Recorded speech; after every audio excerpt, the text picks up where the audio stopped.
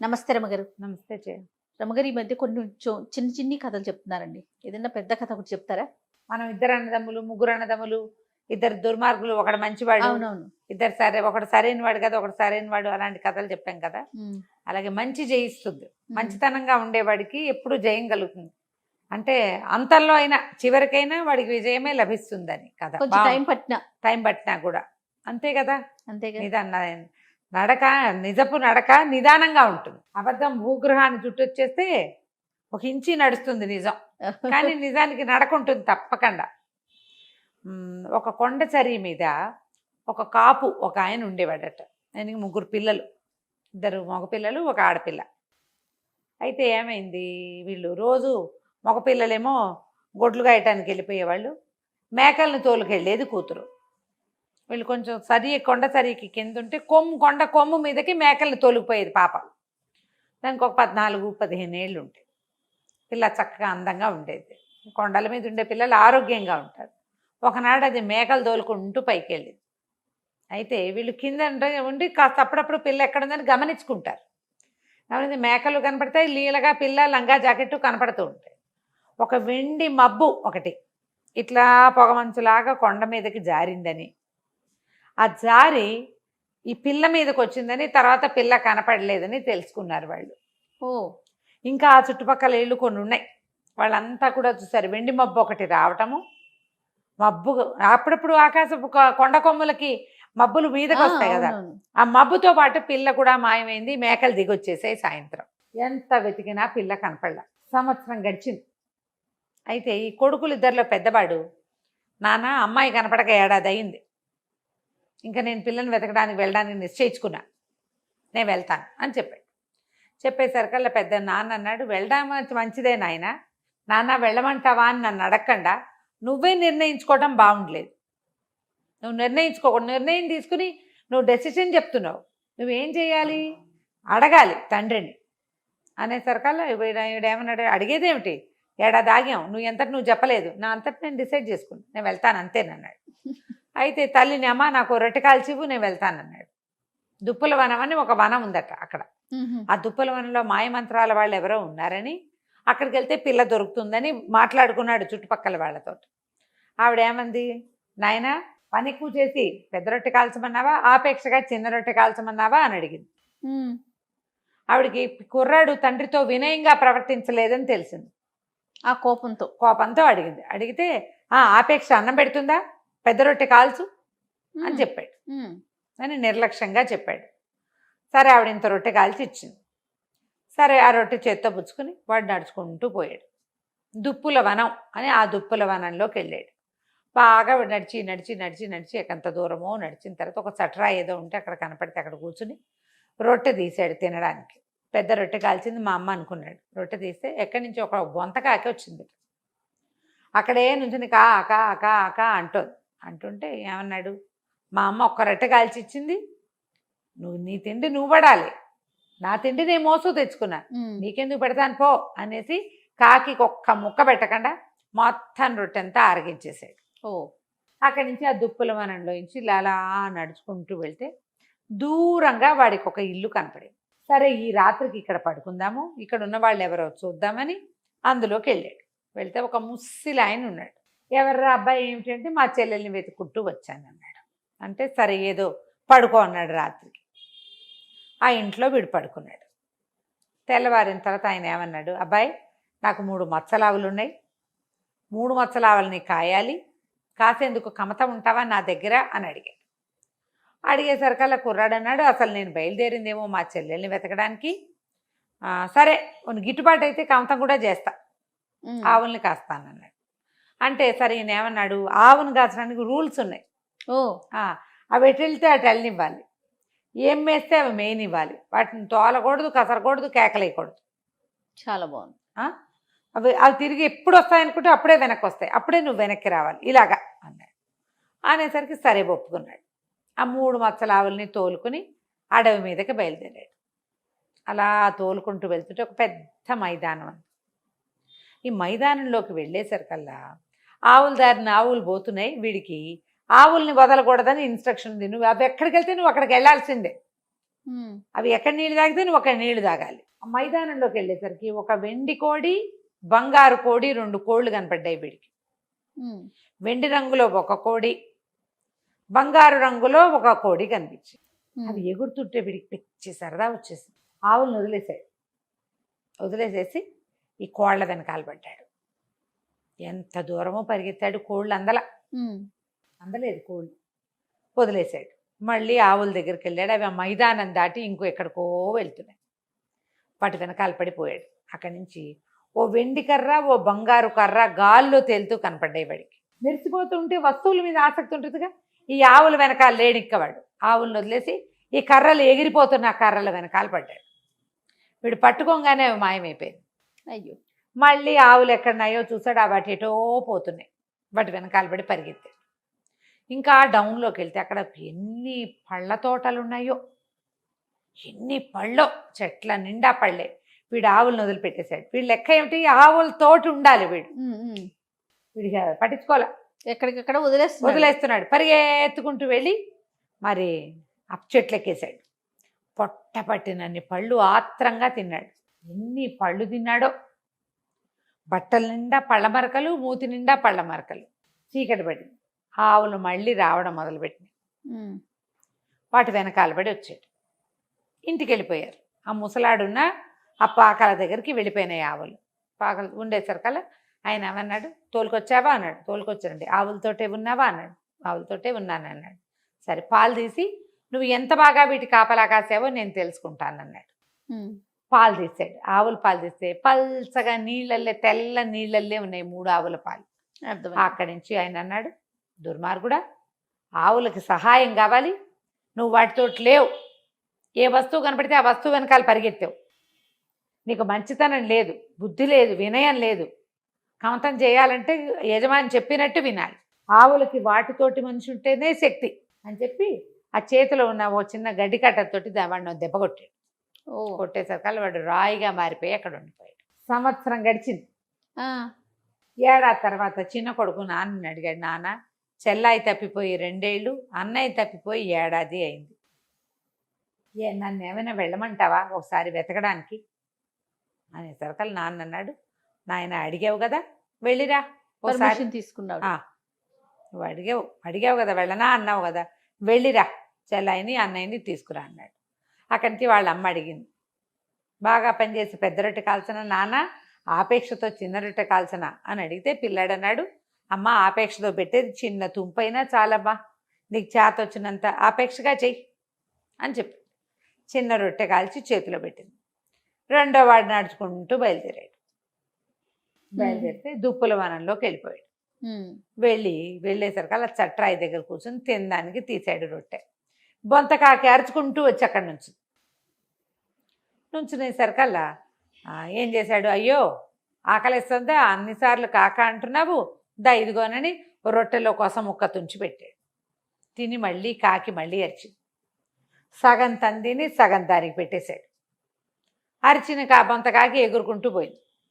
వీడు నడుచుకుంటూ ఆ ముసలాయన ఇంట్లో ఏ ఇంటికి తన అన్నయ్య ప్రవేశించాడో అక్కడికి పోయాడు. ముస్సిలాయన బాగా పెద్దవాడు. సరే, ఆయన రాత్రికి పడుకొని ఆయన పడుకోబెట్టి, మా దగ్గర కమత ఉంటావా అంటే, నిజానికి నేను మా అన్నయ్యని చెల్లిని వెతుకుతున్నాను, నువ్వు పెద్దవాడివి, పాపం గొడ్ల వెనకాల పడి ఏం పోతావు, నీ ఆవుల్ని కాస్తూ మా అన్నయ్యని చెల్లిని వెతుకుంటాలే తాత, ఒక ముద్ద అన్నం పెట్టు చాలు నాకు అని చెప్పాడు. ఆవుల్ని తోలుకుని బయలుదేరాడు. ఆవులు మైదానంలోకి వెళ్ళాయి. వీడికి వింత కోళ్ళు 2 కనపడ్డాయి, వెండి రంగు కోడి, బంగారు రంగు కోడి.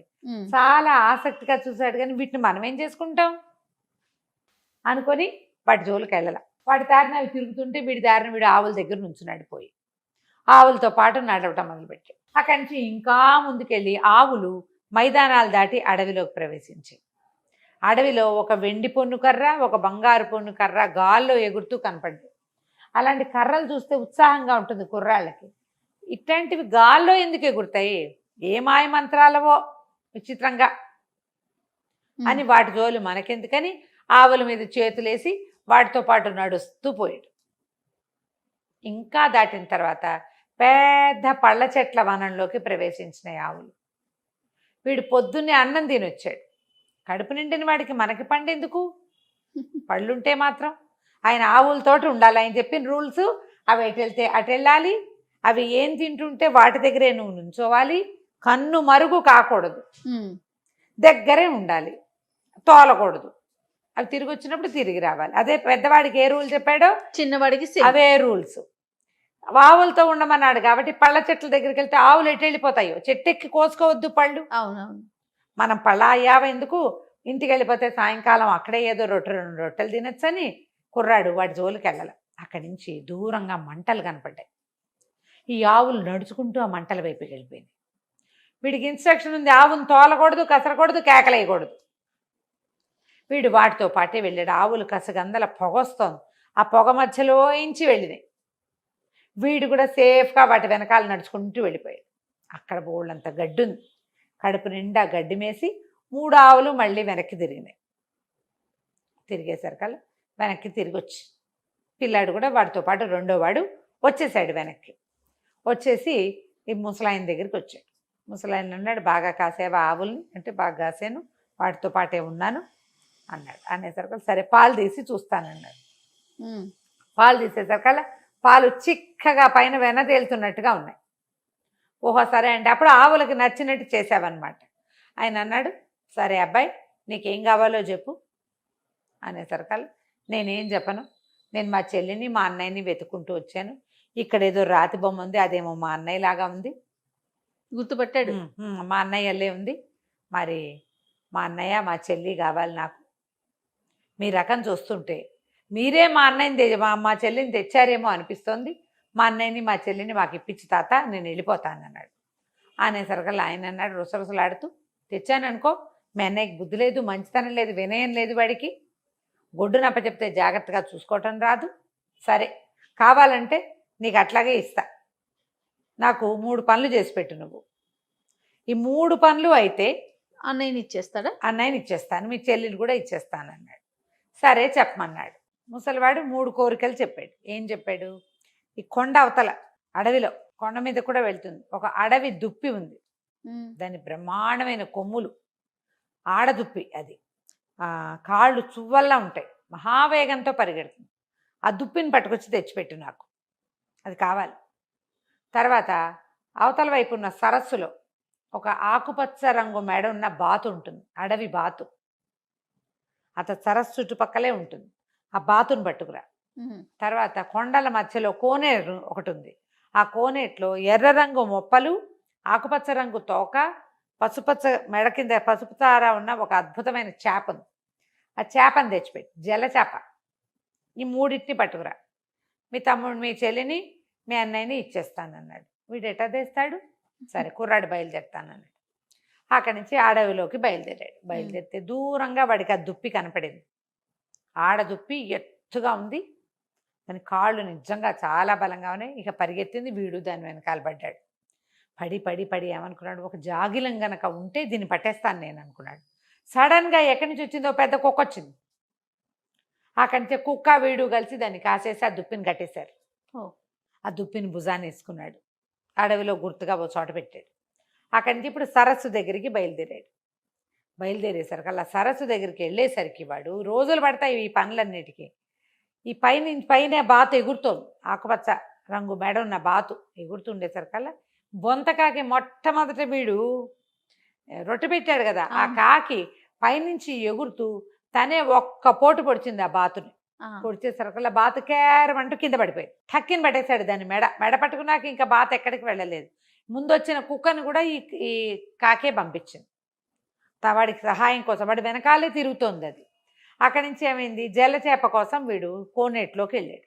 కోనేట్లోకి వెళ్ళేసరికల్లా ఒక అడవి పిల్లి నీళ్ళల్లోకి దూకి ఆ చేపను లాక్కొచ్చి వీడి చేతికి అప్పచెప్పింది. అవన్నీ ఎందుకు వచ్చినాయి, బొంతకాకి వల్ల వచ్చినాయి. అది అడవిలో ఉంటుంది కదా, అక్కడి నుంచి ఈ పిల్లిని, ఈ బాతుని, అది చేపని, బాతుని, ఆ దుప్పిని భుజాన్ని వేసుకుని ఈ కుర్రాడు నడుచుకుంటూ పోయి ఆ ముసలాయనకి అప్పచెప్పాడు. చెప్పేసరికి ఆయన మాయ మంత్రాల వాడికి తెలుసు ఏం జరిగిందో. ఈ 3 స్వాధీనపరుచుకుని లోపల పెట్టుకుని ఏం చేశాడు, ఈ రాత్రిలోగా ఉన్నాడు కదా అన్నయ్య, ఆ అన్నయ్యనేమో మనిషిని చేశాడు. లోపల మబ్బు లాంటి ఒక పదార్థంలో దాచిపెట్టిన పిల్లని కూడా బయటికి తీసుకొచ్చాడు. ఇదిగో మీ చెల్లి సేవ చేయించుకునేందుకు తెచ్చుకున్నాను, వెనకాల పిల్ల మేకలు కాస్తుంది రోజు అని. నువ్వు మంచితనంతో మర్యాదతోటి ఈ పనులన్నీ చేసావు, మీ అన్నయ్యకి కూడా అది నేర్పించు, హాయిగా ఉండని అన్నయ్యని చెల్లిని తమ్ముడికి అప్పచెప్పాడు. వీళ్ళిద్దరిని వెంట పెట్టుకుని ఈ కుర్రాడు నడుచుకుంటూ ఇంటికి తీసుకుపోయాడు. ఆ బొంతకాకి ఎప్పుడైనా ఓసారి వీడి కొద్దీ స్నేహం కొద్దీ వాళ్ళ ఇంటికి వెళ్ళి కనపడుతూ ఉండేది. ఆ తర్వాత ఎప్పుడూ వాళ్ళు కొండ కొమ్ములు ఎక్కల, ఆ కొమ్ము ఎక్కకుండా కిందనే తిరుగుతూ పనిచేసుకుని హాయిగా ఉన్నారు కథ కంచికి మనం ఇంటికి. సూపర్. నమస్తే. నమస్తే. నమస్తే రమ్మగారు. నమస్తే జయ. రమ్మగారు, బ్రహ్మరాత లేతే నుదుటి రాత ఇట్లా అంటూ ఉంటారు కదా, ఎందుకు ఇలా అంటారు? దీనికి సంబంధించి ఏదైనా స్టోరీ అలా ఏమన్నా ఉందంటారా? బ్రహ్మరాత అంటే దాన్ని తప్పించలేమంటారు. బ్రహ్మట మన బొమ్మలు చేసేటప్పుడు అంటే ఇప్పుడు వెంటనే జనాలంతా మీరేమిటి ఇది సైన్స్ లోకి ఇవేవో తెచ్చేస్తున్నారని పోట్లాడద్దు, కథల రూపంగా చెప్పుకోవటమే. మామూలుగా మనం ఏం చెప్తారంటే బ్రహ్మ మనకి బొమ్మలు చేసేటప్పుడు ఆడబొమ్మ మగబొమ్మ చేస్తారు, వాళ్ళని వదిలిపెడతాడు. ఇక్కడున్న ఆడబొమ్మకి ఎక్కడో ఒక మగబొమ్మతోటి కనెక్షన్ అంటే భార్యాభర్తలు అయ్యేందుకు కనెక్ట్ చేస్తాడని చెప్పుకుంటాం. ఈ బొమ్మను చేసేటప్పుడట నుదుటి మీద 3 లైన్లలో రాస్తాడట. ఈ సాంస్క్రిట్ లో అయితే ఉంది, లలాట లిఖిత రేఖ పరిమాష్టం నశక్యతే అని. అంటే లలాట మీద నుదుటి మీద రాసిన రాతని చెరపటం మన వల్ల కాదు, బ్రహ్మ వల్ల కూడా కాదు, బ్రహ్మతరం కూడా కాదు. రాసిన రాత చెరపలేము, అది ఎలా జరగాలంటే ఇక అలా జరగటమే. ఆయన ఏం రాస్తాడు అంటే మరి ఆ టైంకి బట్టి అలా చెప్తారు. అయితే ఇది నిజమా కాదా అని ఇప్పుడు పురాణాలు ఆ పురాణం ఈ పురాణం తిరగేస్తే చాలా పురాణాల్లో ఇదే చెప్పబడే ఉంటుంది, మనం దాన్ని నమ్ముతాం అంతే. ఈ నమ్మకం మీద ఆధారపడి ఉంటుంది. బ్రహ్మరాత తప్పదు, విధి రాత తప్పదు, నుదుటి రాత తప్పదు, ఇవే పదాలు మనం మార్చి మార్చి కర్మవశాత్తు జరుగుతుంది ఇలాంటివే మాట్లాడుకుంటాం. మన కర్మ సిద్ధాంతం మీదే మన ఇండియా అంతా నడుస్తూ ఉంటుంది, అంతే కదా. అయితే దీని మీద మంచి మంచి సరదా కథలు ఉన్నాయి జయ. ఇది పెద్ద మ్యాటర్, నిజానికి ఎంత సీరియస్ ఇష్యూ. అవును, దీని మీద కూడా మనం సరదాగా కథలు చెప్పుకోవచ్చు. అయితే ఒక కథ చెప్తాను చూడండి. ఒక రాజుగారికి ఒక కూతురు ఉంది. రాజుగారి కూతురు భార్య భర్త రాజు రాణి ఇద్దరు ఉన్నారు. వాళ్ళకి లేక లేక పుట్టింది ఈ కూతురు. ఆ పిల్ల పేరు సుశీలట. అయితే ఏంటంటే రాజుగారికి ఒక మేనల్లుడు ఉన్నాడు, రాణి గారికి కూడా ఒక మేనల్లుడు ఉన్నాడు. అంటే రాజుగారికి చెల్లెలు కొడుకు, రాణి గారికి ఒక అక్క కొడుకు ఉన్నారు. ఈ కొంతకాలానికి పిల్ల కాస్త పెద్దదైంది, 14 ఏళ్ళు అలా వచ్చినాయి. వస్తే ఏమైందంటే రాజుగారు అన్నాడు పిల్లకి 14 ఏళ్ళు వచ్చినాయి, ఇంకా పెళ్లి చేసి మనం అల్లునికి రాజ్యం ఇచ్చేసేద్దామో అని చెప్పాడు. రాణిగారు సంతోషించింది, రెడీగా ఉంది పెళ్లి కొడుకు పేరు చెప్పడానికి. అయితే రాజుగారు అన్నాడు రేపే మా చెల్లెలు కొడుకుని పిలిపిస్తాను, వాళ్ళందరికీ ఉత్తరాలు రాసేస్తే అందరూ వచ్చేస్తారు, నేను చక్కగా సరదాగా పెళ్లి చేసేసి పట్టాభిషేకం చేసేద్దాం అన్నాడు. అయ్యో, రాణిగారు కొళ్ళు మండింది. మీ చెల్లెలు కొడుకు ఎవడు మధ్యలో? నేను పుట్టింట్లో పురుడు పోసుకున్నాను, అప్పుడే మా అన్నయ్యకి చెప్పాను, మా అన్నయ్యకి మాట ఇచ్చాను మీ అబ్బాయికి నా పిల్లనిస్తానని. వాళ్ళే నేను మన పిల్ల పుట్టంగానే మా అన్నయ్య గారి అబ్బాయికి మనసులోనే ఊహించుకుని పట్టాభిషేకం చేసేసుకున్నాను, కాబట్టి నా పిల్లని నేను మా అన్నయ్య కొడుకే ఇస్తాను. కాదు రమ్మగారు, రాజరికాల్లో కూడా ఇలా ఉన్నాయా? ఉండేవి, ఎందుకు ఉండవు? ఒకతే పిల్ల ఉంది. జనరల్ గా మనం మామూలు మన లైఫ్ స్టైల్లో చూస్తాం, మన ముందు తరాల వాళ్ళు ఖచ్చితంగా మేనరికాలకే ఇచ్చి చేసుకునేవాళ్ళు బయటికి ఇవ్వకుండా. కానీ రాజుల్లో కూడా అంటే జానపద గాథల్లో అంటే ఇప్పుడు ఎలా అంటే ఒకతే పిల్ల ఉందనుకో జయ రాజుగారికి, ఇప్పుడు పిల్లని ఎవరో బయట వాడు ఎవడికో ఇస్తే వాడెవడికో రాజ్యం పోకుండా తమ రక్త సంబంధం తమకి సంబంధించిన వాడికి ఇస్తే తమ వంశానికి ఇబ్బంది లేకుండా ఉంటుందని ఫీల్ ఉంటుంది కదా, బంధువులకి చుట్టుపక్కలకి ఇబ్బంది లేకుండా ఉంటుంది. దానికోసం వాళ్ళు ఆలోచించారు. రాజుగారికి నచ్చల, మీ అన్న కొడుకు ఎవడు మధ్యలో, పిల్ల నా పిల్ల, రాజ్యం నాది, మా చెల్లెలు కొడుకు ఇస్తాను, మా చెల్లెలు కూడా నాతో పాటు ఈ రాజ్యంలో పుట్టింది, దాని కొడుకు ఈ ఊళ్ళోనే పుట్టాడు, మా చెల్లెల కొడుకు ఇక్కడే పుట్టాడు. ఆడపిల్లల పుట్టిళ్లలో పురులు పోసుకుంటారు కదా, మరి మా చెల్లెల కొడుకు ఇక్కడే పుట్టిన వాడికి నేను ఇస్తాను, కానీ అక్కడెక్కడో మీ అన్నయ్య గారి ఇంట్లో పుట్టిన వాడికి నేను ఎందుకు ఇస్తాను? ససేమిరా కుదరదన్నాడు రాజు.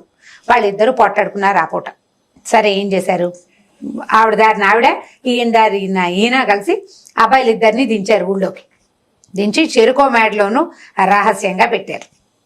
ఇవి ఏం చేశారు, తెల్లారేసారు కదా వచ్చేసారు రాజకుమారులు ఇద్దరు. వీళ్ళిద్దరు ఏం మాట్లాడుకున్నారంటే సరే నీ ఇష్టం అంటే నీ ఇష్టం అన్నారు పైకి.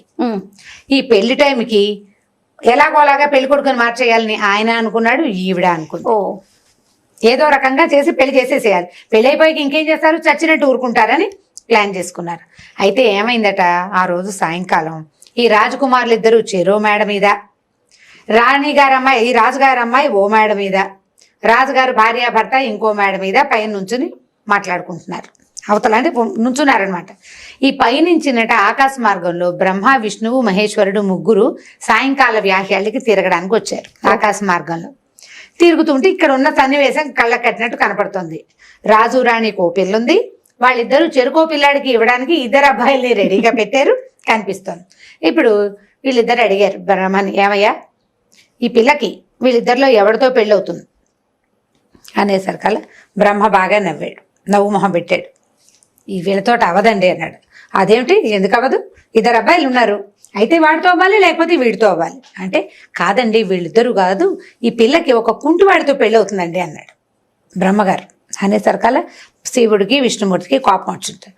రాజుగారు అమ్మాయికి కుంటివాడితో పెళ్ళి ఏమిటయ్యా, నువ్వు నీ బ్రహ్మరాతాను అర్థం లేకుండా ఇద్దరు రాజకుమారులు తయారుగా ఉన్నారు, వీళ్ళిద్దరిలో ఎవరో ఒకరితోటి పెళ్ళి అవ్వాలి కదా, దానికి అదేదో చెయ్యాలి కానీ నువ్వు అలా ఇలా రాసామంటే, ఏమో ఆ రోజు రాశాను దాని మొహం మీద కనపడుతుంది, దీనికి ఒక కుంటువాడితోటి పెళ్ళి అవుతుంది, వీళ్ళిద్దరితోటి పెళ్ళి అవ్వదు అనేసరికల్లా శివుడు అన్నాడు. ఒళ్ళు మండిపోయింది దానికి. ఏం రాత, పిచ్చి రాత, నువ్వు నీ సంగతి చెప్తానుండని ఏం చెప్పాడు విష్ణుమూర్తికి, ఏమయ్యా నువ్వు వచ్చి నాతో పాటు నంది మీద కూర్చో, నీ గరుడ వాహనంతో మనకు పనుంది అని చెప్పారు. చెప్పేసరికల్లా సరే వాళ్ళిద్దరూ మాట్లాడుకుంటుంటే ఈ లోపల ఈ బ్రహ్మగారు బాగా చుట్టూతా చూస్తే ఒక దూరంగా ఒక కుర్రాడు ఒకడు నడిచి వెళ్తున్నాడు. వాడు ఏంటంటే కుంటివాడు, ఇట్లా గూనిగా వంకరగా ఉన్నాడు. వాడేనండి ఈవిడ పెళ్లి కొడుకు అన్నాడు. మహేశ్వరుడికి విష్ణువుకి చెప్పాడనమాట. ఆ వెళ్తున్న కుంటివాడే ఈ పిల్ల తాలూకు పెళ్లి కొడుకు అంటే, ఓరి నీ పని పాడుగాను, వీళ్ళిద్దరిని వదిలేసట పిచ్చివాడితోటి పెళ్లి కుదురుస్తావా, వాడు చూడు ఎంత అసహ్యంగా ఉన్నాడో, మట్టి కొట్టుకుని వాడికి ఇస్తావుటయ్యా ఈ రాజుగారు అమ్మాయిని అంటే, నాకు తెలియదు మొహం మీద రాశాను కనపడుతోంది, వాడే పెళ్లి కొడుకు అనగానే మహేశ్వరుడు అన్నాడు, ఇదే మనం చేయాల్సిన పని, నువ్వు రా, నువ్వు వచ్చిన అన్ని మీద కూర్చొని గరుత్మంతుడికి ఏం చెప్పాడంటే, ఒరే గరుడ తొందరగా వెళ్ళి ఈ కుంటివాడు ఉన్నాడే వీడిని 7 సముద్రాల అవతల అడవిలో పడేసిరా, వాడిని అక్కడ పడి వచ్చేసే నువ్వు అన్నాడు. అనగానే గరుత్మంతుడు ఏం చేశాడు, విష్ణుమూర్తి దిగ్గానే గరుత్మంతుడు రయ్యమని పరిగెత్తుకుంటూ వెళ్ళి 2 కాళ్లతోటి ఈ కుంటివాడిని పట్టుకుని తీసుకెళ్లి 7 సముద్రాల అవతల ఉన్న ఒక చిట్టడవిలో పడేసాడు. అయిపోయింది. ఇక ఇప్పుడు పెళ్లి కొడుకులు వీళ్ళిద్దరే రెడీగా ఉన్నారు. 3వ పెళ్లి కొడుకు బ్రహ్మగారు ప్రపోజ్ చేసిన కుంటివాడు అక్కడ లేదు, ఆప్షన్ లేదు, ఇక వీళ్ళిద్దరే మిగిలారు. అక్కడి నుంచి ఏమైంది, రాత్రికి అంతా పెళ్లి సన్నాహాలు జరుగుతున్నాయి, అంతా కోలాహలంగా ఉంది. తెల్లవారుజామున మన విష్ణు మహేశ్వరులు ఇద్దరు చూసుకున్నారు ఏమైంది ఈ పిల్ల పెళ్లి. ఈ లోపల సరే బ్రహ్మ అన్నాడు, మీరు అక్కడెక్కడో పడేశారు కదండి, మీరు ఎక్కడ పడేసినా దాని మొహాన్న గీత ప్రకారమే అవుతుంది అన్నాడు. ఎలా అవుతుందో చూస్తాం. ఈ పిల్ల అక్కడికి వెళ్ళలేదు, ఆ పిల్లాడు ఇక్కడికి రాలేడు, వాడికి అసలే కుంటి 7 సముద్రాలు అవతల గరుత్మంతుడు కాబట్టి తీసుకెళ్లి పడేసాడు. కానీ ఎవరైనా ఎలా వెళ్తారు, ఒకరికి మనిషి వచ్చే వీలు లేదు. ఈ లోపల పాపం అక్కడ వాడిని నిద్ర లేచి చూసుకుని ఇక్కడ ఉన్నానని అలో లక్ష్మణ అని ఏడుస్తుంటే ఈ పై సంచారం తిరుగుతున్నారు కదా దేవతలు, వాళ్ళు అంటున్నారు, అయ్యో పాపం పిచ్చి వెధవా, వీడిని తెచ్చి ఇంత దూరం పడేసాము, వాడికి అన్నం పెట్టకపోతే ఎట్లా, అందుకని గరుడ ఆ రాజుగారి ఇంట్లోకి వెళ్ళి అక్కడ ఏదైనా ఆహార పదార్థం కనబడితే తీసుకెళ్లి వాడికి పడేవయ్యా అన్నారు. సరే గరుత్మంతుడు ఏం చేశాడు, ఆ రాజుగారి అంతఃపురంలోకి వెళ్ళాడు. అక్కడ ఇంతంత గూన కావిళ్ళు ఉన్నాయి. కావిళ్ళు అంటే ఇప్పుడు మనం పెళ్లిళ్ళకి కావిళ్ళు ఇస్తాం కదా, పెద్ద పెద్ద భుజాలు వేసుకుంటారు, అటో బుట్ట ఇటో బుట్ట పెట్టి కావిళ్ళు పెడతారు. ఈ పెళ్లిళ్ళలో ఏంటంటే సారి పెట్టడానికి పువ్వులని, పళ్ళని, స్వీట్లు, హాట్లు అవన్నీ ఈ మధ్య ఏదో సినిమాలో కూడా చూపించారు. పాత రోజుల్లో ఉండేవి. గూన కావిడ ఏదో కనపడంగానే వీడేం చేశాడు, ఈ కావిడ ఎత్తుకెళ్ళి వీడు అనకూడదు పాపం గరుత్మంతుడు, ఈ కావిడిని ఎత్తుకుని తీసుకెళ్లి ఆ కుర్రాడు ఎదురుగుండా పడేసాడు. పడేసేసరికి ఆ కుర్రాడు అందులోంచి కొంచెం పిండి వంటల వాసన వస్తున్నాయి, ఏదో పిండి వంట వాసన వస్తుంది, ఈ కావిడిలో ఏముందో చూద్దామని ఆ కావిడ మూత తీసాడు, ఆ బుట్టని మూత తీసాడు. బుట్టలో నుంచి ఓ పిల్ల బయటకు వచ్చి టక్మని వాడి మెళ్ళ ఓ దండేసింది. అక్కడి నుంచి కింద నుంచి అది కూర్చుంది ఒక దేని మీద, కూర్చుని దాంట్లో నుంచి ఎత్తి తలమరాలు ఎత్తి వాడిని ఎత్తి మీద పోసింది. పోసేసరికి వాడు నిర్ఘాంతపోయాడు, అమ్మాయి ఎవరు నువ్వు, నేనేదో ఆహారం కోసం తీసాను, ఏమిటి నా మెళ్ళలో దండేసావు, ఇదంతా ఏమిటంటే, నేను ఫలానా రాజుగారి అమ్మాయిని, అయితే మా అమ్మ నాన్న నా పెళ్ళి ఎవరితో చేయాలని పోట్లాడుకున్నారు, ఆ మేనబావ ఈ మేనబావ ఇద్దరు తయారుగా ఉన్నారు, మా నాన్న మేనత్త కొడుకుతో పెళ్లి చేస్తాడేమోనని మా అమ్మ నీ కావిట్లో కూర్చోబెట్టింది, కావిడిని మా మేనమావ గారింటికి మేనమావ కొడుకు దగ్గరికి పంపిస్తాను, దిగ్గానే బావ మెళ్ళ దండేసేసి తలంబ్రాలు పోసేయండి, ఎదురుగుండా ఉన్నవాడే పెళ్లి కొడుకు అని చెప్పింది మా అమ్మ. నువ్వే కనపడ్డావు, నీ మెళ్ళ దండేశాను, నీ మీద తలంబ్రాలు పోసాను అని అనేసరికల్లా తెల్లబోయారు. సరే వాడేం చేశాడు, బయటకి అమ్మాయిని బయట తీసుకొచ్చి కూర్చోబెట్టుకున్నాడు. కిందేవో కావిడి కదా పట్టుకొచ్చింది, 2వ దాంట్లో తినుబండారాలనే ఇద్దరు తింటూ కూర్చున్నారు. ఏం జరుగుతుందో మరి వాళ్ళకి తెలియదు. వాడు ఎలా వచ్చాడో వాడికి తెలియదు. ఈ పిల్ల సడన్ గా ఇక్కడికి ఎలా వచ్చిందో ఆ పిల్లకి తెలియదు, వాడికి తెలియదు. కాసేపు గడిచింది. ఈ లోపల ఏమైంది, తెల్లారిపోయింది. పెళ్లి కూతురు కనపట్టలేదని రగడొచ్చేసింది. అక్కడ పిల్లేది, పెళ్లి కూతురు లేదు. ఈవిడేమో కావిట్లో కూర్చోబెట్టింది, కావిడే లేదు ఇప్పుడు. ఆ కావిడ ఎవరింటికి చేరిందంటే ఎవరింటికి చేరలా. ఆ పెళ్లి వాళ్ళ ఇంట్లోనూ చేరలేదు, ఈ పెళ్లి వాళ్ళ బిల్డింగ్ లోకి చేరలేదు. దాంతో ఈవిడేం చేసింది, తన తప్పు బయటపడిపోతుంది కదా, నోరు గట్టిగా నొక్కుని దేవుడి మందిరంలో కూర్చుని ఏడ్చుకుంటూ కూర్చుంది. చెప్పలేదు ఆవిడ, పిల్లని కావిట్లో కూర్చోబెట్టాను అని చెప్పాల. చెప్తే తన తప్పు బయటపడిపోతుంది కదా. సరే, పెళ్లి కూతురు లేకపోయేసరికల్లా ఇద్దరు పెళ్లి కొడుకులు సిగ్గుపడి సగంలో ఆగిపోయిన పెళ్లిళ్లతోటి వాళ్ళిద్దరు కాస్త వెళ్ళిపోయారు. సరే సార్, బ్రహ్మ విష్ణు మహేశ్వర్లు తెల్లారింది బాగా ఈ హడావిడంతా తీరాక ఈ పిల్లకి ఎవరితో పెళ్ళయిందో చూద్దామని వచ్చారు. పెళ్లి లేదు, ఏమీ లేదు. పెళ్ళైతే ఏం చూస్తే అక్కడ ఉంది. తీరా అక్కడికి వెళ్ళేసరికల్లా ఆ కుర్రాడు పిల్ల ఇద్దరు ఉన్నారు కదా, వాళ్ళ అడవిలో ఉన్నారు. వీళ్ళు ముగ్గురు ఏం చేశారంటే మన చక్కగా బ్రాహ్మణ వేషాలు వేసుకుని వెళ్ళారు వాళ్ళ దగ్గరికి. వెళ్ళేసరికల్లా ఆ పిల్లాడు ఇద్దరు వాళ్ళ దగ్గర ఉన్న సేవో బ్రాహ్మలు వచ్చారు. పాప మన పెళ్లి ఇప్పుడే కదా పెళ్లి అయింది, అందుకని వాళ్ళకి అక్షంతలు ఇచ్చి దండం పెట్టి ఆ ఉన్న రెండో గోన్లో ఉంది కదా స్వీట్లు హాట్లు తీసి బ్రాహ్మల చేతిలో పెట్టారు. పెట్టేసరికల్లా ఏరా అభి ఇక్కడికి ఎలా వచ్చావు అని అడిగారు. ఏమోనండి నాకు తెలీదు, ఎవరో ఎత్తుకొచ్చారు, ఇక్కడ పడేశారు. రాత్రంతా ఒక్కడనే ఉన్నా, చీకట్లో ఆకలిస్తోంది అనుకున్నాను. పొద్దున్నే ఏదో కావిడ వచ్చి పడిందండి, అందులో స్వీట్లు ఉన్నాయని ఓపెన్ చేస్తే అందులో పిల్ల వచ్చిందండి బయటికి. అదేమో దండేసింది. రాజుగారు అమ్మాయిట, ఈ రాజుగారు అమ్మాయి నేనేం చేస్తాను, ఈ అడవిలో ఏం చేయాలో తెలియట్లేదు అని చెప్పాడు. చెప్పేసరికల్లా విష్ణు మహేశ్వర్లు ఇద్దరు మొహమొహాలు చూసుకున్నారు. బ్రహ్మరాత ఇలా ఉంటుంది, ఏం చేసినా జరగాల్సింది జరక్క మాంతు. మాస్టర్ ప్లాన్ అంటాం దాన్ని. అంతే, ప్లాన్ ప్రకారం ఎలా జరగాలో అలా జరిగిపోతుంది. ఆయన రాశాడు అంతే. ఇప్పుడు దాని అంతటా అది అయ్యే అవకాశం లేదు. వాళ్ళు రోడ్డు మీద పోతున్న కుంటివాడిని తెచ్చి రాజు గాని రాణి గాని తమ పిల్లకి చెయ్యరు కదా. వీళ్లే పనిమాల ఈ దేవుళ్లే తీసుకెళ్లి వాడిని ఒక చోట పడేసి వాడి ఆహారం కోసం ఓ బుట్టను పంపించి ఆ బుట్టలో ఈ పిల్ల కూర్చునేలాగా జరిగింది. సీక్వెన్స్ అలా మారిపోయింది కదా. పెళ్లిళ్ళు అట్లా అవుతాయి, అందుకే స్వర్గంలో అవుతాయి పెళ్లిళ్ళు అని చెప్తాము. అక్కడి నుంచి వాళ్ళు ఏం చేశారు, ఇంత చక్కగా చుక్కలు లేనిది పిల్ల, పాపం దీనికి కుంటి వంకరగా ఉన్న మొగుడు అయితే ఎలాగని ఈ విష్ణుమూర్తి ఏం చేశాట, వాడిని సాగదీసి కుబ్జని కృష్ణమూర్తి సాగదీసినట్టుగా విష్ణుమూర్తి సాగదీశాడనమాట. సాగదీసి అతన్ని మామూలుగా చేశాడు. అక్కడి నుంచి వీళ్ళిద్దరు విష్ణువు శివుడు బ్రహ్మ వాడికి కావాల్సిన తెలివితేటలు మరి కాస్త నున్నగా తెల్లగా ఉండేలాంటి వరాలు ఇచ్చి వాళ్ళిద్దరిని తీసుకెళ్లి రాజుగారి ఇంట్లో దింపారు. రాజుగారు గొడవ లేదు కదా, పిటపోరు పిల్లి దించినట్టు ఆమెను బావలేడు, ఈమెను బావలేడు. ఈ పిల్లాడితో పెళ్ళైపోయింది. వాడు ఆ రాజ్యంలో ఉండేవాడే, చక్కగా వాడే ఆ రాజ్యానికి రాజు అయిపోయాడు. బ్రహ్మరాతని మార్చలేము. అయితే బ్రహ్మరాతని మార్చలేము, నీ మొహాన్ని ఏది ఉంటే అది అవుతుందని ఇలాంటి పిచ్చి మాటలు పిల్లలతో చెప్పకుండా బ్రహ్మరాతని కూడా మనం మార్చగలము. పట్టుదలతో, మన పట్టుదలతోటి నీకు బాగా మార్కులు రావు, ట్రై చేసి సంపాదించు. నీకు పని చేత కాదు, ట్రై చేసి నేర్చుకో. నేను నేర్చుకుంటున్నాను, నువ్వు కూడా నేర్చుకో అని ప్రయత్నం చేయాలి. మనుషులు గట్టిగా పట్టుకుంటే, అంటే ఇప్పుడు ఇలాంటివి ఏవో సీక్వెన్సులు జరిగిపోతాయి. కానీ సాధారణమైన వాటి అన్నిటికీ మన భ్రమరాతి ఇంతే నుదుటిరాతి ఇంతేనని నువ్వు పిచ్చిగా అనుకోకూడదు, నెగిటివ్ గా తీసుకోకూడదు. ప్రయత్నం చేసి ముందుకి వెళ్ళాలి. ఈ కథ సరదాగా చెప్పుకోవడానికి బాగుంటుంది, మనం తెలుసుకోవడానికి మొదటిది. పిల్లలు చెప్పడానికి బాగుంది కదా, బట్ దీన్ని ఒరవడిగా తీసుకోకూడదు. మనం ప్రయత్నం చేయాలి. మానవ ప్రయత్నం గట్టిగా చేస్తే బ్రహ్మదేవుడు కూడా దిగి రావాల్సిందేనని చెప్తారు. కాబట్టి ప్రయత్నం చేసుకోవాలి. పిల్లలకి అది చెప్పాలి. దాంతోపాటు ఈ కథను కూడా చెప్పుకుంటే బాగుంటుంది. మనం చెప్పే చాలా కథలు చెప్పామా, అందులో ఇది ఒక కథ. మనిషి అనుకుంటే సాధ్యం కాదు ఏది లేదు. ఇప్పుడు చంద్రుడి మీదకి ఎక్కిపోతున్నాం కదా మనం. ఎగ్జాక్ట్లీ అదే. ఓకే రమ్మ గారు, ఇంకొక స్టోరీతో మళ్ళీ కలుద్దాం తప్పకుండా. నమస్తే రమ్మ గారు. నమస్తే జయ. ఏదైనా మంచి కథ చెప్పండి, మంచి సరదా కథ చెప్పండి రమ్మ గారు.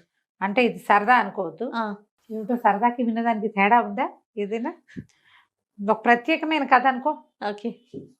మామూలుగా మనం ఏవో కొన్ని చెడ్డ పనులు చేస్తూ ఉంటారు, కొంతమందికి బ్యాడ్ హ్యాబిట్స్ ఉంటాయి, మానేయాలనుకుంటారు కదా, మానేయాలనుకుంటారు.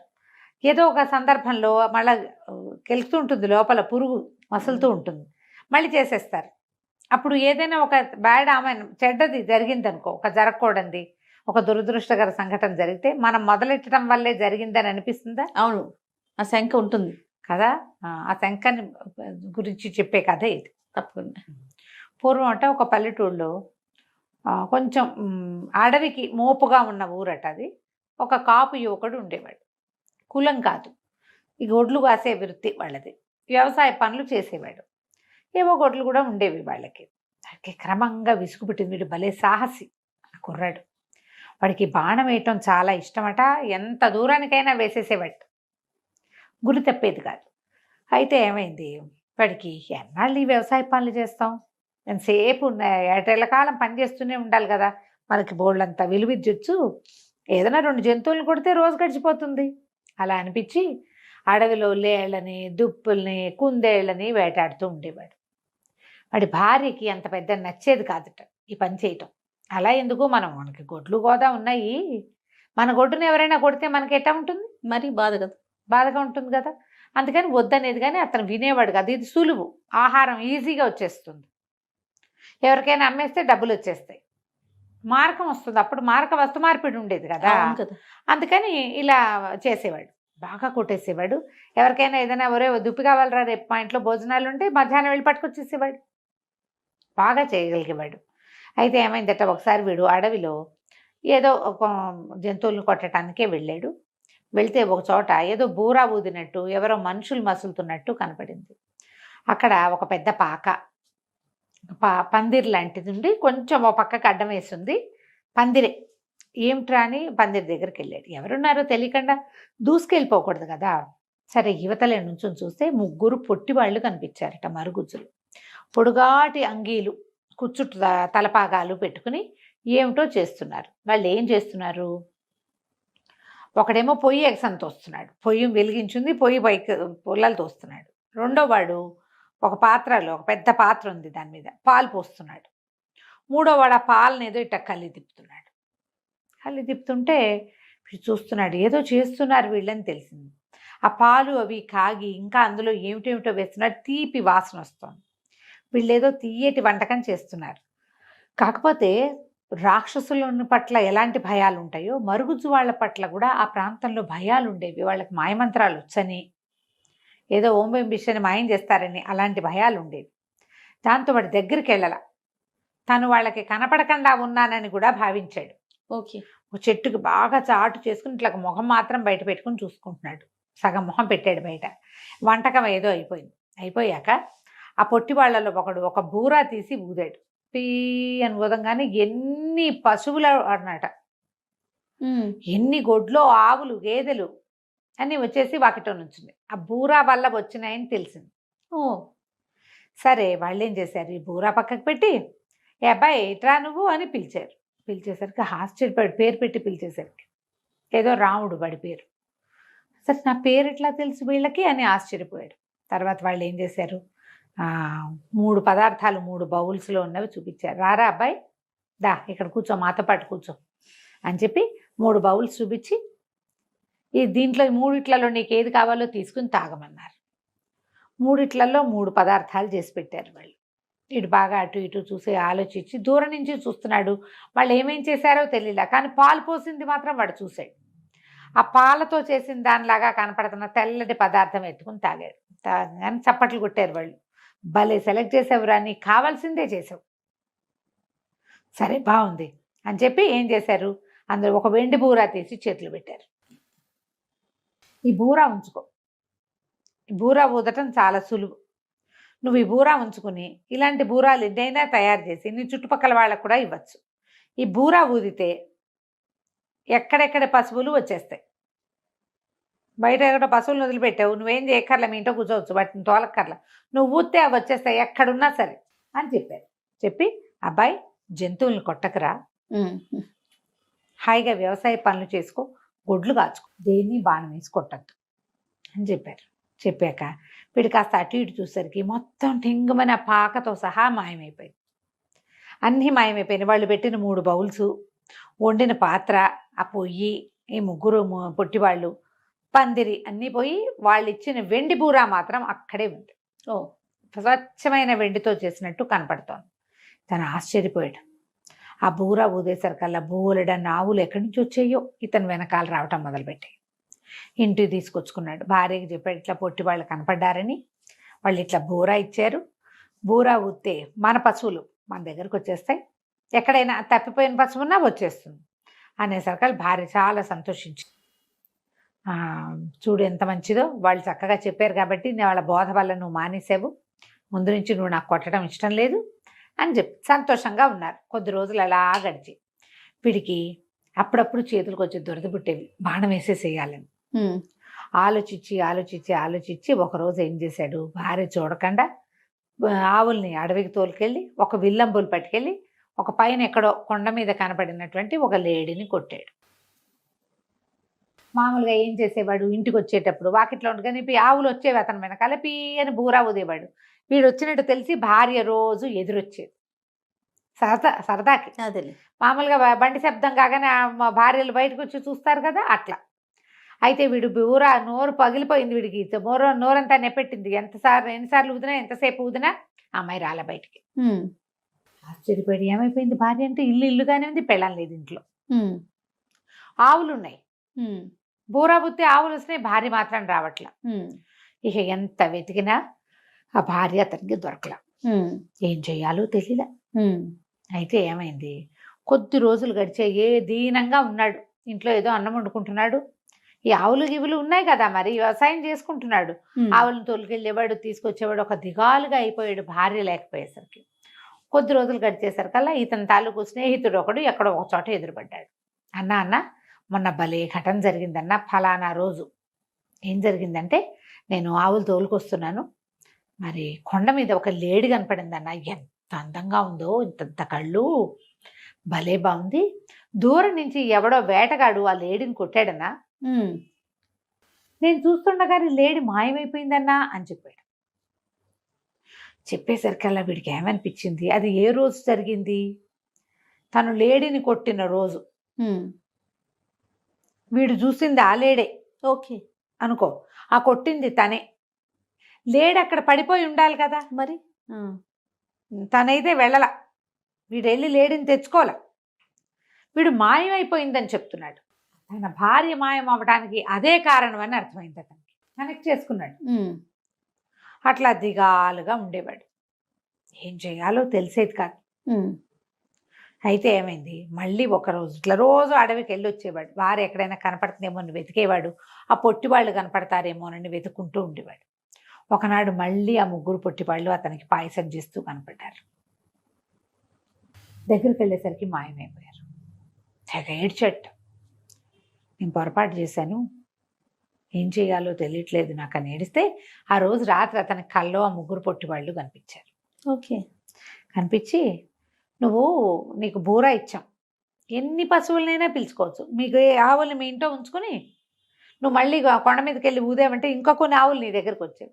ఎంత సంపద, మరి ఎంత పాజిటివ్ సంపద. నువ్వు లేడీని కొట్టడం వల్లే నీ భార్య మాయమైపోయింది.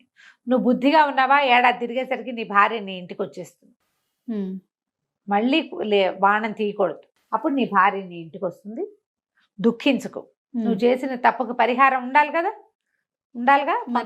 ఆ పరిహారం కోసమే సంవత్సరం పాటు భార్యా వియోగం నీకు. నువ్వు కొట్టావు ఒక లేడీని, అది ఒక పెద్ద మొగలేడికి భార్య. వాడు పోగొట్టుకున్నాడు కదా, వాడు మళ్ళీ జతకట్టేదాకా నీ భార్య నీకు రాదు. బాగుంది అనేసరికి ఆ దుఃఖం మానుకుని అప్పటి నుంచి అలా నిదానంగా ఉంటాం మొదలెట్టాడు. మర్నాడు లేచి తన విల్లు అంబులు ఉన్నాయి కదా, అవన్నీ వెదురుకర్రలతోటే కదా చేసుకునే వాళ్ళు, పల్లెటూరు వాళ్ళు. అవి రెండు విరిచి పొయ్యిలో పెట్టాడు. ఇంకెప్పుడు నేను విల్లంబులు ముట్టుకొని నా భార్య నా దగ్గరకు వస్తే చాలండి. సంవత్సరం తిరిగాక ఆ అమ్మాయి కొండ మీద నుంచి నడిచొచ్చింది. ఆ అమ్మాయికి అది ఒక రోజు అని తెలీదు, ఒక సంవత్సరం అని తెలీదు, ఒక రోజు అనుకుంటోంది. ఏడాది పాటు తను ఎక్కడో ఉన్నానని తెలియదు. ఆ పూటే చూశాను భర్తను అనుకుంటుంది. పొద్దున వెళ్ళాడు, సాయంత్రం వచ్చాడు, అంతే. కథ కంచికి మనం ఇంటికి. బాగుంది రమ్మగారు. నమస్తే. నమస్తే రమ్మగారు. నమస్తే జయ. ఏదైనా మంచి స్టోరీ చెప్పండి రమ్మగారు. సాధారణంగా మనం చదువుకున్న వాళ్ళు, జ్ఞానం కలిగి ఉన్న వాళ్ళ ప్రత్యేకతే వేరుగా చెప్పుకుంటాం. Knowledgeable people.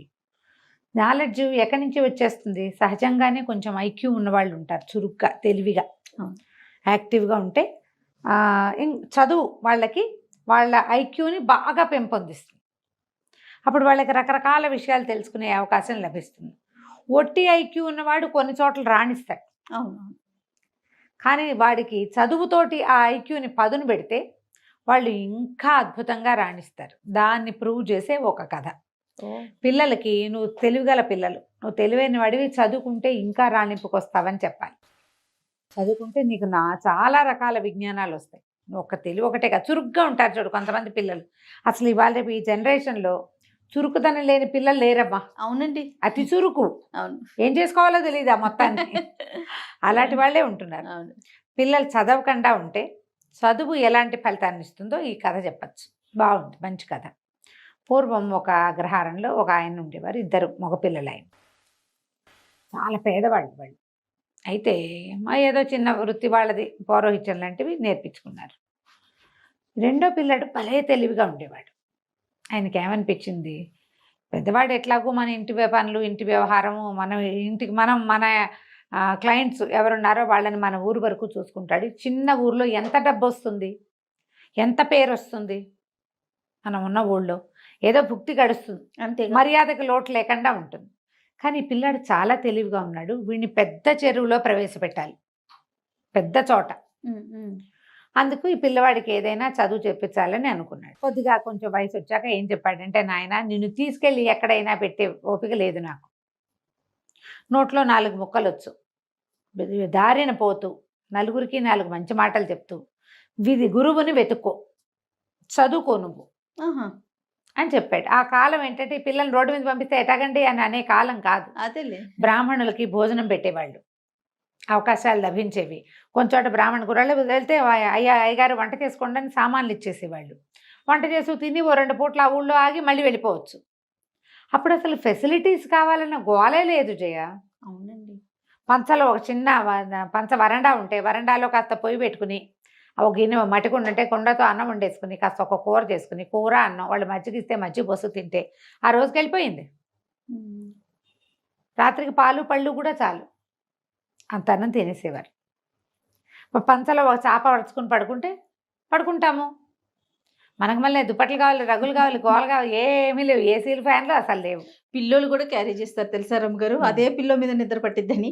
నా పిల్లోనే కావాలి, నా బొంతే కావాలి, మా రగ్గే కావాలి, బోల్డనున్నాయి ఇప్పుడు. అప్పుడు జీవితాలు అట్లా ఉండేవి కాదు. ఒక విద్యార్థి 15-16 సంవత్సరాల వాడు రోడ్డు మీదకి పోయాడు ఇట్లా కట్టు బట్టలతోటి చదువుకోవటానికి. చదువుని వెతుక్కుంటూ వెళ్ళాడు. వెళ్ళగా ఒక అగ్రహారానికి చేరాడు. కాకపోతే ముందు రోజు ఎక్కడ ఆహారం లభించలే. అటగే ఎక్కడో మంచినీళ్ళు చెరువులో నీళ్ళు తాగి నడుచుకుంటూ వచ్చాడు. ఈ అగ్రహారంలోకి వచ్చేసరికల్లా ఆ పూట మంచి ఎండగా ఉంది. పిల్లాడు ఎంత 16-17 ఏళ్ళ వాడు. కొంచెం త్రాణ వచ్చేసింది వాడికి. దాహం వేసి సొమ్మసిల్లి పడిపోయేసరికల్లా ఏ ఇంటి వాకిట్లో అతను పడిపోయాడో ఆ ఇంట్లో ఉన్న ఆయన గురువుగారు లోపల నుంచి బయటకు వచ్చారు. ఎవరో ఒక గురువు, ఆ ఇల్లు ఆయనది. ఆయన బయటకు వచ్చి, అయ్యో ఎవరో పిల్లాడు పడిపోయాడు, మన వాళ్ళ పిల్లాడు అల్లేని ఉన్నాడని లేవదీసి, వీడి చెవులకు చిన్న కుట్లు ఉన్నాయి, మళ్ళీ యజ్ఞోపవీతం ఉంది, పంచాధావతి బట్టలు చూస్తే కూడా తెలిసేది కదా ఆ కాలం.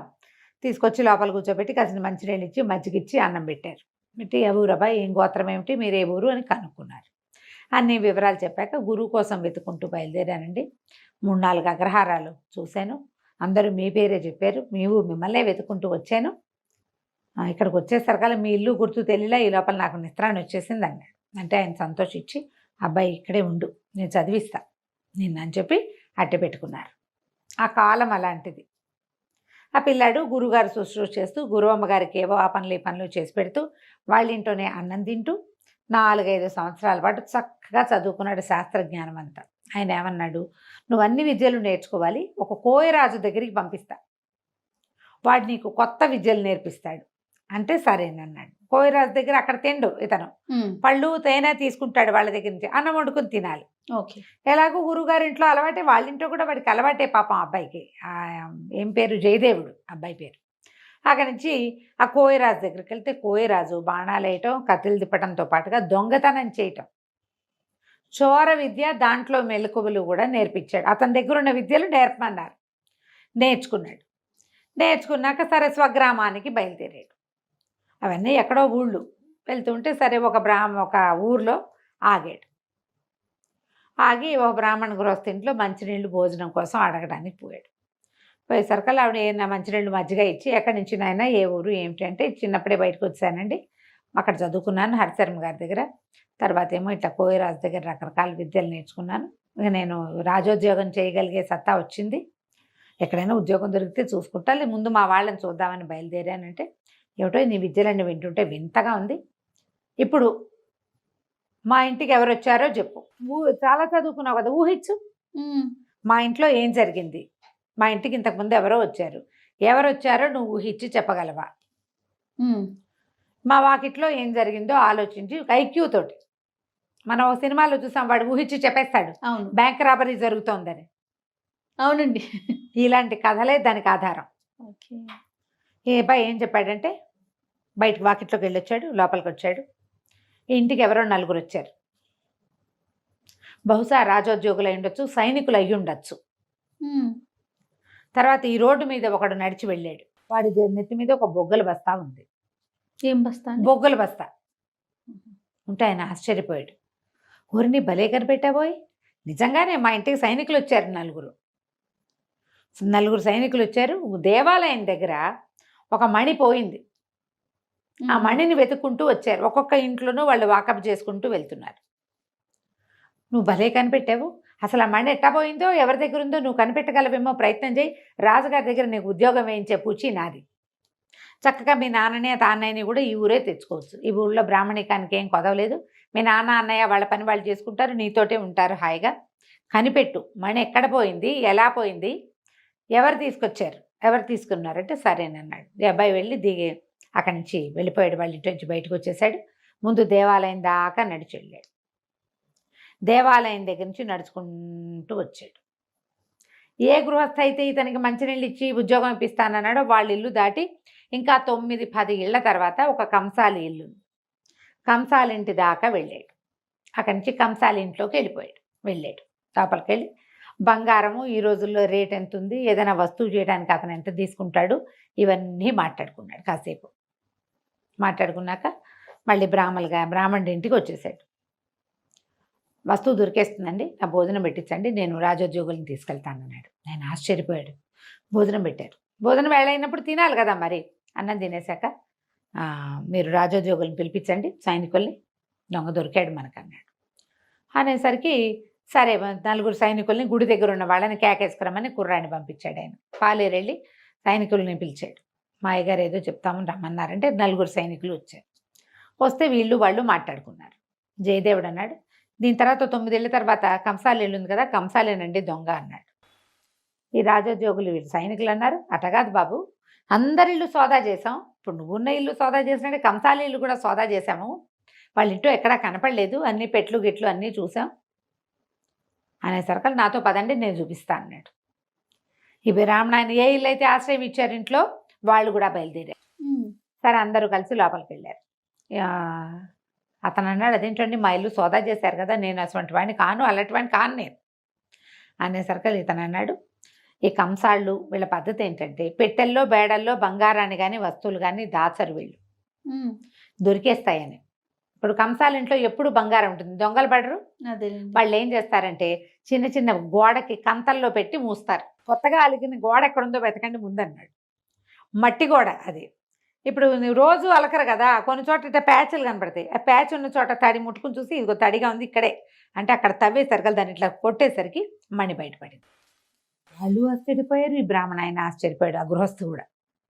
మణి తీసుకున్నారు, కంసాలని పట్టేశారు. పట్టేశాక బయటకు వచ్చాక ఆయన అడిగాడు, ఎట కనిపెట్టావయ్యా అని. దాందేముందండి, దేవాలయం దగ్గర మణిపోయింది.